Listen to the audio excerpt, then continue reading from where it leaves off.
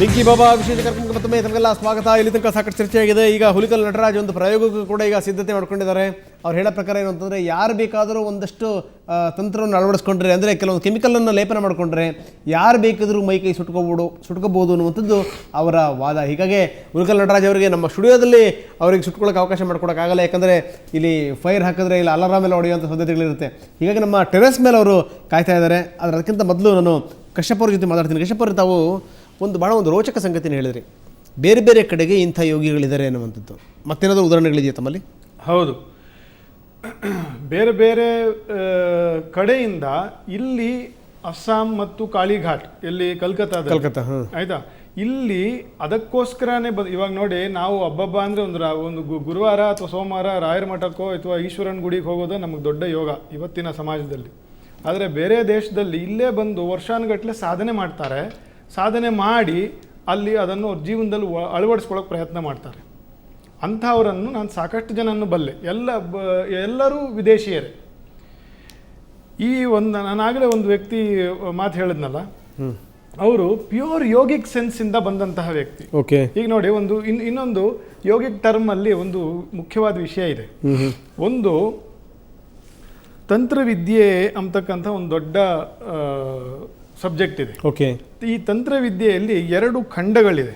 ಒಂದು ಔಪಾಸನಾ ಖಂಡ, ಒಂದು ಯೌಗಿಕ ಖಂಡ ಅಂತ.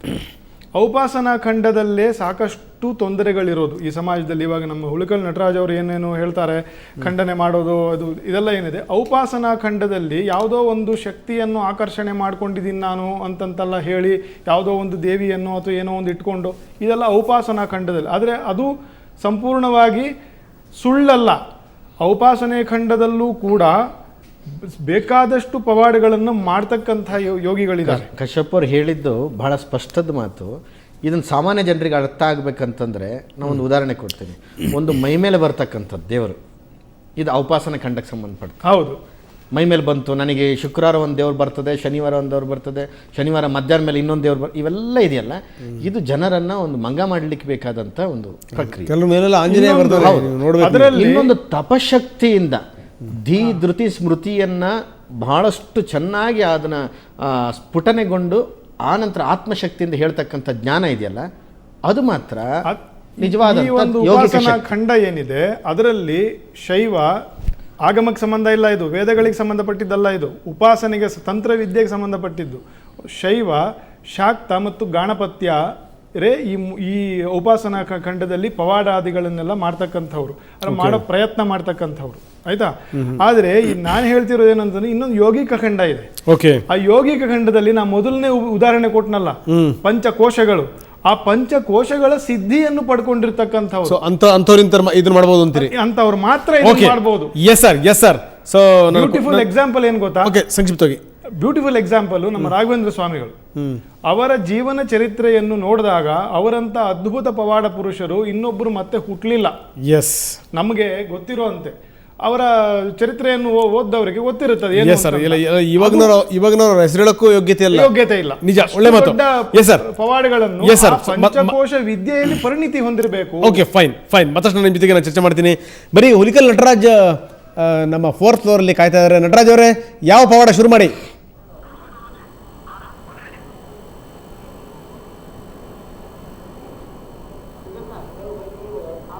ಸರ್. ಹಲೋ ಕಂಟಿನ್ಯೂ ಮಾಡಕ್ಕೆ. ಒಂದು ನೇರವಾಗಿ ನಾನು ಸಾರ್ವಜನಿಕರಲ್ಲಿ ಮನವಿ ಮಾಡಿಕೊಳ್ಳೋದು, ಚಲಿಸುವ ಬೆಂಕಿ ಸುಡೋದಿಲ್ಲ ಅಂತ.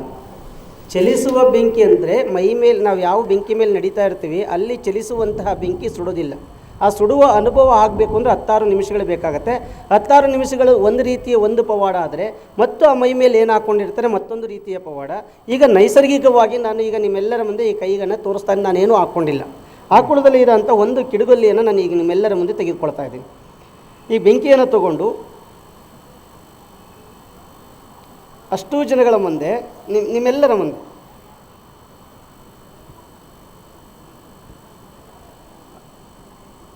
ಈಗ ನಿಮಗೆ ಬೆಂಕಿ ಕಾಣಿಸ್ತಾ ಇದೆ ನೋಡಿ. ಈ ಬೆಂಕಿಯನ್ನು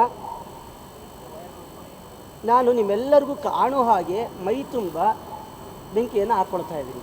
ಬೆಂಕಿ ನಾನು ಹಾಕ್ಕೊಳ್ತಾ ಇರೋದು ಸತ್ಯ, ನೀವು ನೋಡ್ತಾ ಇರೋದು ಸತ್ಯ.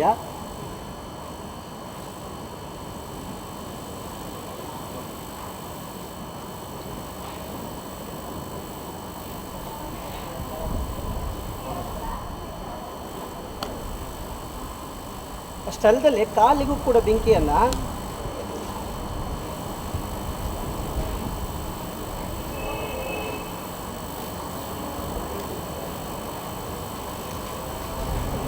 ನಿಮ್ಗೆಲ್ಲರಿಗೂ ಆಶ್ಚರ್ಯ ಆಗತ್ತೆ. ಅದೇ ಕಿಡಿಗೊಳ್ಳಿಯಲ್ಲಿ ನೋಡಿ,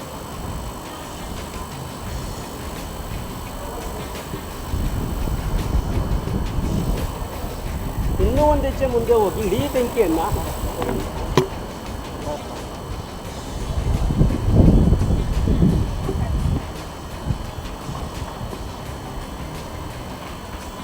ನೀವು ಎಷ್ಟೊತ್ತು ಬೇಕಾದರೂ ಬೆಂಕಿಯ ಜೊತೆ, ಇಲ್ಲೂ ಕೂಡ ನಾನು ಬೆಂಕಿ ಇಲ್ಲಿ ಹಾಕ್ಕೊಂಡಿದ್ದೀನಿ, ಈ ಬೆಂಕಿ ಜೊತೆ ನಾನು ಮಾತಾಡ್ತಾ ಕುಣಿತಾ ನೋಡಿ, ಆ ಬೆಂಕಿ ಜೊತೆ ಹಿಂಗೆ ಹಾಕ್ಕೊಳ್ತಾ, ಇದು ಸಿಮೆಂಟ್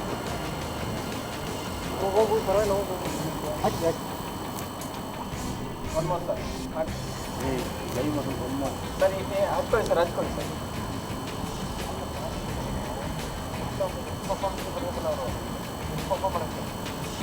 ನೋಡಿ ಮತ್ತೆ ನಾನು ಈಗ ಎಷ್ಟೊತ್ತು ನೀವು ಗಂಟೆಗಟ್ಟಲೆ,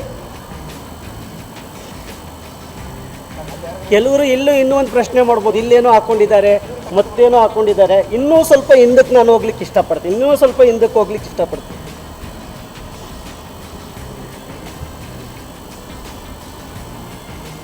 ನೀವು ಇಲ್ಲಿ ಅಬ್ಸರ್ವ್ ಮಾಡ್ಬೋದು, ಅವರ ಗಡ್ಡ ಸುಟ್ಟಿದೆ ಬೆಂಕಿಯಲ್ಲಿ, ನನ್ನ ಕೂದಲು ಕೂಡ ಸುಟ್ಟಿದೆ. ಅವ್ರಿಗೂ ಚರ್ಮ ಏನೂ ಆಗಿಲ್ಲ, ನನಗೂ ಚರ್ಮ ಏನೂ ಆಗಿಲ್ಲ. ನೀವು ಅಬ್ಸರ್ವ್ ಮಾಡ್ಬೋದು. ಮತ್ತೆ ಇನ್ನೊಂದು ಸ್ವಲ್ಪ ಸಿಮೆಂಟ್ ಹಾಕಿ ಎಸ್ ಹಾಕಿ ಅದು ಸಿಮೆಂಟ್ ಹಾಕಿ ಸುಡ್ತಾ ಇದೆ ಇದರೊಳಗಡೆ ನಿಮ್ಮೆಲ್ಲರ ಮುಂದೆ.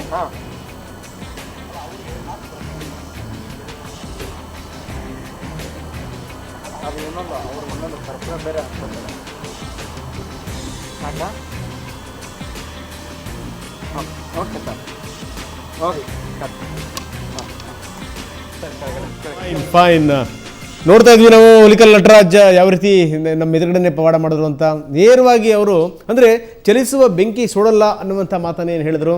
ಸೊ ಅದನ್ನು ತೋರಿಸಿದ್ರು ಕೂಡ ಅವರಿಗೆ ಇನ್ನೂ ಕೂಡ ಕೆಲವೊಂದು ಪ್ರಶ್ನೆಗಳನ್ನ ಕೇಳೋದಿದೆ. ನಾನು ಅದಕ್ಕಿಂತ ಮೊದಲು ಕೊನೆಯದಾಗಿ ವಿಶ್ವಸಂತೋಷ ಭಾರತಿಗಳಿಗೆ ನಾನು ಒಪಿನಿಯನ್ ಕೇಳ್ತಾ ಇದ್ದೀನಿ ಸರ್. ಕೊನೆಯದಾಗಿ ಏನು ಹೇಳ್ತಿರ್ತಾವೆ? ನಟರಾಜ್ ಅವರ ಸಾಧನೆಯನ್ನು ನಾನು ಮೆಚ್ಕೊಳ್ತೀನಿ. ಆದರೆ ನಾವು ಕೇಳಿದ್ದು ಅಥವಾ ಇಲ್ಲಿ ನೋಡ್ತಾ ಇರೋ ಒಂದು ಸಂಶಯ ಬರ್ತಾ ಇದೆ. ಏನಂತಂದರೆ, ನೀವು ತೋರಿಸ್ತಾ ಇರತಕ್ಕಂತಹ ಪವಾಡ ಪುರುಷರು ಅರ್ಧ ಗಂಟೆ ಸ್ಥಿರ ಬೆಂಕಿ ಮೇಲೆ ಮಲಗ್ತಾ ಇರೋದು. ನಟರಾಜ್ ಅವರು ತೋರಿಸ್ತಾ ಇರೋದು ಸಂಚರಿಸ್ತಕ್ಕಂತಹ ಬೆಂಕಿ. ಅವ್ರು ಹೇಳಿದ್ರು ಮೂಮೆಂಟ್ ಇದ್ದಲ್ಲಿ ಸುಡೋದಿಲ್ಲ ಅಂತ. ಕಾಲಲ್ಲಿ ಆ ಬಟ್ಟೆನ ಸುಟ್ಟಿದ್ದನ್ನ ತೋರಿಸ್ತಾ ಇದ್ದಾರೆ, ಕಾಲನ್ನು ಪಟ ತೆಗಿತಾ ಇದ್ದಾರೆ ನಟರಾಜ್. ಯಾಕೆಂತಂದ್ರೆ ಸುಡ್ತು ಅಂತ ಕಾಣ್ತದೆ. ಅದು ಅಲ್ಲಿ ಕಾಲು ಸುಡಿಸ್ಬೇಕು ಅಂತ ಏನಾದ್ರು ಪ್ಲಾನ್ ಹಾಕಿರಿ? ಅಲ್ಲ, ಪವಾಡವೇ ಇಲ್ಲ ಅಂತ ಅನ್ನುವಾಗ ಅವ್ರು ಅರ್ಧ ಗಂಟೆ ಬೇಡ, ನಾನು ಹೇಳೋದಾದ್ರೆ 1-2 ನಿಮಿಷ ಅದ್ರ ಮೇಲೆ ನಿಲ್ಬೇಕು, ಆ ಬಟ್ಟೆ ಮೇಲೆ ಆ ಬೆಂಕಿ ಹತ್ಕೊಂಡಾಗ. ಇದೇ ಥರ ಪ್ಯಾಂಟ್ ಗಿಂಟ್ ಎಲ್ಲ ಹಾಕ್ಕೊಂಡೆ ನಿಂತರೆ ಬೇಗ ನಿಮ್ಮಲ್ಲಿ ಫೈರಿಂದ ಇರೋದ್ರಿಂದ ಬೇಗ ಹತ್ಕೊಳ್ತು ಅಂದರೆ ನಾವು ಅವ್ರನ್ನ ಬಚಾವ್ ಮಾಡ್ಬೋದು. ಈ ಥರದ್ದು ಮಾಡಬೇಕು ವಿನಃ ಸಂಪೂರ್ಣವಾಗಿ ಪವಾಡಗಳು ಅಥವಾ ಅಧ್ಯಾತ್ಮ ಶಕ್ತಿಗಳು ಸುಳ್ಳು ಅನ್ನೋಗಿಲ್ಲ. ಒಂದು ವೈಜ್ಞಾನಿಕವಾಗಿ ಇರ್ತಕ್ಕಂಥದ್ದನ್ನು ನಂಬೋದ್ರ ಜೊತೆಯಲ್ಲಿ ವಿಜ್ಞಾನವನ್ನು ನಾವು ಗೌರವಿಸ್ಕೊಂಡು ಅಧ್ಯಾತ್ಮವನ್ನು ಭಕ್ತಿಯಿಂದ ನಾವು ನೋಡಬೇಕು ಅಂತ ಈ ಸಂದರ್ಭದಲ್ಲಿ ಹೇಳ್ತೀನಿ. ಇಲ್ಲಿ ಇನ್ನೊಂದು ಪವಾಡಗಳು ನಡೆದದಕ್ಕೆ ಹಿಂದೆ ಸಾಯಿಬಾಬಾ ಮಾಡಿದ್ದಿದೆ. ಈಗ ಕಶ್ಯಪ್ ಅವ್ರು ಹೇಳಿದ್ರು ರಾಘವೇಂದ್ರ ಸ್ವಾಮಿಗಳು ಮಾಡಿದ್ದಿದೆ, ಸಾಯಿಬಾಬಾ ಮಾಡಿರೋದಿಲ್ವಾ? ನೀರನ್ನ ಎರಚಿ ದೀಪಗಳನ್ನ ಹಚ್ಚಿರ್ತಕ್ಕಂಥದ್ರ ಬಗ್ಗೆ ನಾವು ಕೇಳ್ತೀವಿ. ಅದನ್ನು ನೋಡಿರ್ತಕ್ಕಂಥದ್ದನ್ನು ದಾಖಲೆ ಬರೆಸಿರ್ತಕ್ಕಂಥದ್ದಿದೆ. ಅದೇ ರೀತಿ ಬೇಕಾದಷ್ಟು ನಡೆದು ಬಂದಿರತಕ್ಕಂಥದ್ದಿದೆ. ಈಗ ಯಾವುದೋ ಒಂದು ಮಾಂಸದ ಭಕ್ಷ್ಯಗಳನ್ನು ಕೊಟ್ಟಾಗ ಅದನ್ನು ಕ್ಷಮಿಸಿ ಹೂವನ್ನು ಮಾಡಿದರು ರಾಘವೇಂದ್ರ ಸ್ವಾಮಿ. ಅದನ್ನು ನಾನೀಗ ಹೇಳ್ತಾ ಇದ್ದೆ, ನೀವು ಬಟ್ಟೆ ಮೇಲೆ ಇಟ್ಟಾಗ ಕಾಲನ್ನು ತೆಗಿಬಾರ್ದಾಗಿತ್ತು, ಕಡೆ ಪಕ್ಷ 2 ನಿಮಿಷ ನಿಲ್ಬೇಕಾಗಿತ್ತು ಅಂತ. ಅಲ್ಲ, ಅವ್ರು ಹೇಗೆ ನಿಂತರು ನಾನು ಹೇಗೆ ನಿಲ್ತೀನಿ ಅಲ್ಲ, ಹೀಗೆ ಹೇಳ್ತೀನಿ ಡೌಟ್. ಒಂದು ವಿಜ್ಞಾನ ಸರ್ ಸಂಕ್ಷಿಪ್ತವಾಗಿ ನಿಮ್ಮನ್ನು ನೀವು ನೋಡಿದ್ವಿ. ಈಗ ಅವ್ರು ಹೇಳೋ ಪ್ರಕಾರ ಇನ್ನೂ ಕಾಲು ಇಡಬೇಕಾಗಿತ್ತು, ಇನ್ನೂ ಹೊರಳಾಡಬೇಕಾಗಿತ್ತು ಅಂತ. ಆಧಾರದ ಪ್ರಯೋಗ ಮಾಡ್ತೀರಾ ಸರ್? ಖಂಡಿತ. ಅವರು 4 ಗಂಟೆ ಹೋಮಕುಂಡ ಮಲಗಿದ್ದಾರೆ. ಈಗ ನಿಮ್ಮ ಮುಂದೆ ನಾನು ಚಾಲೆಂಜ್ ಮಾಡ್ತಾ ಇದ್ದೀನಿ, 4 ಗಂಟೆನೂ ಕೂಡ ಅದೇ ಹೋಮಕುಂಡದ ತಯಾರಿಸಿ ನಾನು ಮಲಗಿಕೊಡ್ತೇನೆ. ಹೌದಾ? ಎಸ್. ಸೊ ಇದು ಚಾಲೆಂಜ್. ಇದು ಚಾಲೆಂಜ್. ನೀವು ಈ ಚಾಲೆಂಜ್ ಅನ್ನು ಸ್ವೀಕರಿಸೋದಾದ್ರೆ ನಾವು ಅದನ್ನ ಸಂಪೂರ್ಣ ಅದನ್ನ ವ್ಯವಸ್ಥೆ ಮಾಡ್ಕೊಡೋದು ನಮ್ಮ ಜವಾಬ್ದಾರಿ. ಶೂಟಿಂಗ್ ಮಾಡ್ತೀವಿ. ಒಂದು ಎರಡನೇದು ಇನ್ನೊಂದು ಹೇಳ್ತೇನೆ. ಅವರು ಇದಕ್ಕೆ ಹೋಮಕುಂಡದ ಮೇಲೆ ಗಿಡ ಹಾಕಿದ್ರು. ಓಕೆ ಹಸಿರು ಗಿಡಗಳನ್ನು ಹಾಕಿ ಒಣಗಿದ್ದು ಹೌದು. ಹಸಿರು ಗಿಡ ಒಣಗಿದ್ದಲ್ಲ. ಓಕೆ ಓಕೆ ಹೇಳಿ ಸರ್ ಹೇಳಿ ಸರ್ ಹಸಿರು ಗಿಡಗಳು, ಆ ಹಸಿರು ಗಿಡದ ಮೇಲೆ ಅವ್ರು ಇಟ್ಕೊಂಡು ತಗಿಲಿಸ್ಕೊಂಡ್ರು. ಎರಡನೇದು, ಇನ್ನೊಂದು ಅದೇ ರೀತಿ 4 ಗಂಟೆ ಮಲಗ್ತಾರೆ ಅನ್ನೋದ್ರೆ ನಾನು ಏನು ವ್ಯವಸ್ಥೆ ಬೇಕು ರೆಡಿ ಆಗಿರ್ಬೇಕಾಗತ್ತೆ. ಒಂದು ಸೈನ್ಸ್ ಹೇಳ್ತೀನಿ ಜನಗಳಿಗೆ, ಈ ಮೈ ಮೇಲೆ ಬೆಂಕಿನ ಅರ್ಧ ಗಂಟೆ ಅಲ್ಲ 4 ಗಂಟೆ ಆಗ್ಬೋದು ಆಡಿಸೋಗ ಅಂತ ಒಂದು ಗಿಡಮೂಲಿಕೆ ಇದೆ. ಆ ಗಿಡಮೂಲಿಕೆಯನ್ನ ಮೈಗೆ ಸವರ್ಕೊಂಡ್ಬಿಟ್ರೆ ಸಾಕು, 4 ಅಲ್ಲ 5 ಗಂಟೆ ಬೆಂಕಿಯನ್ನ ಹಾಕೊಂಡಿರ್ಬೋದು. Yes okay fine Hulikal Nataraj ಅವರೇ. ರಂಗನಾಥ್ ಅವರು ತೋರಿಸ್ಲಿ, ಅರ್ಧ ಗಂಟೆ ಮಲಗಲಿ, ನನ್ನ ಮೇಲೆ ಕೇಸ್ ಹಾಕಬಾರ್ದು ಮತ್ತೆ. ಓಕೆ ಫೈನ್, ಏನಂದ್ರೆ ಇದು ತುಂಬಾ ತುಂಬಾ ಸಂಕ್ಷಿಪ್ತವಾಗಿ ಪ್ಲೀಸ್. ಯೌಗಿಕ ವಿಷಯದಲ್ಲಿ ಪವಾಡಗಳು ನಿಶ್ಚಿತವಾಗಿದೆ, ಆದ್ರೆ ಈಗ ನಡೀತಾ ಇರತಕ್ಕಂಥದ್ದಕ್ಕೂ ಆ ಯೌಗಿಕ ಪವಾಡಕ್ಕೂ ಒಂದಕ್ಕೊಂದಕ್ಕೆ ಸಂಬಂಧ ಇದೆ. ದಯವಿಟ್ಟು ಆ ಯೌಗಿಕ ಹಾಗಾಗಿ ಹೇಳ್ಕೊಡಿ. ಅದನ್ನು ಅಲ್ಲ, ಹೇಳ್ಕೊಡಿ ಜನಗಳಿಗೆ. ಖಂಡಿತ ಅದಕ್ಕೆ ದಯವಿಟ್ಟು ಹೇಳ್ಕೊಡಿ. ಸಮಯ ಬರ್ತದೆ, ಎಲ್ಲದಕ್ಕೂ ಒಂದು ಸಮಯ ಅಂತಿದೆ ಇರುತ್ತೆ. ಎಸ್ ಸಮಯದ ಅಭಾವ ಇದೆ. ಹರೀಶ್ ಕಶ್ಯಪ್, ಹುಲಿಕಲ್ ನಟರಾಜ್ ಮತ್ತೆ ವಿಶ್ವ ಸಂತೋಷ ಭಾರತಿಗಳ ಥ್ಯಾಂಕ್ ಯು ವೆರಿ ಮಚ್ ಇಲ್ಲಿ ತನಕ ಮಾತಾಡೋದಕ್ಕೆ. ಸೊ ನಮ್ಮ ಚಾಲೆಂಜನ್ನು ಕೂಡ ಅವ್ರು ಒಪ್ಕೊಂಡಿದ್ದಾರೆ. ಆದಷ್ಟು ಬೇಗ ನಾವು ಕೂಡ ಸುವರ್ಣ ನ್ಯೂಸ್ ವತಿಯಿಂದ ಒಂದು ವ್ಯವಸ್ಥೆ ಮಾಡ್ತೀವಿ. ಹೇಗೆ ಅವರು ಯಜ್ಞಕೊಂಡದಲ್ಲಿ 4 ಗಂಟೆ ಮಲಗ್ತಾರೆ ಅದನ್ನು ಕೂಡ ಚಿತ್ರೀಕರಣ ಮಾಡ್ಕೊಂಬಂದು ನಿಮ್ಮ ಎದುರುಗಡೆ ಇಡ್ತೀವಿ. ಭಾಳ ಹತ್ತಿರದಲ್ಲೇ ಇದೆ, ನಾವು ಖಂಡಿತವಾಗ್ಲೂ ನಿಮಗೆ ಅದನ್ನು ತೋರಿಸ್ತೀವಿ ಅಂತ ಹೇಳ್ತಾ ವಿಶೇಷ ಕಾರ್ಯಕ್ರಮ ಮುಗಿಸ್ತಾ ಇದ್ದೀನಿ. ನಮಸ್ಕಾರ.